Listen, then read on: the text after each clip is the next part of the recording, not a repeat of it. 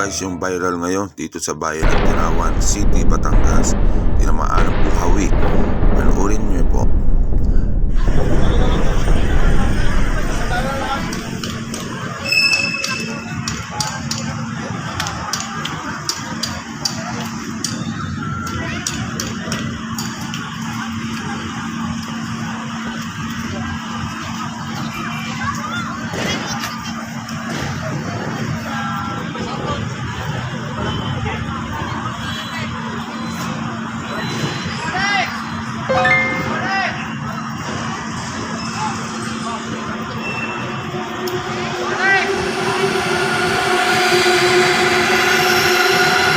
So, dinaanan ng buhawi dito sa Tinawan City, dito sa supermarket.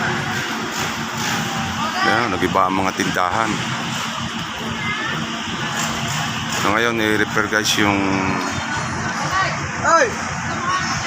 poste para magkameron ng power.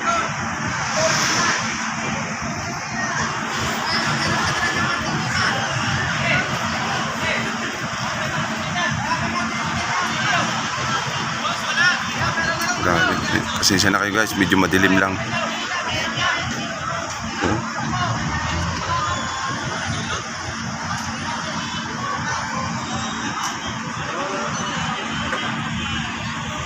Bukas guys, babalikan natin to para makita nyo guys. Yan guys, kinabukasan tinanggalan po ng mga taga City Hall yung mga bakal na nalipad po ng buhawi. At sa ngayon po, yung mga nasaktan po ay paggamot na po ng munisipyo, paggamot na po sa ospital. Maraming salamat.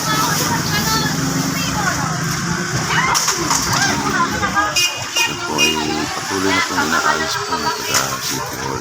Yung deliver pa kayo doon? Salamat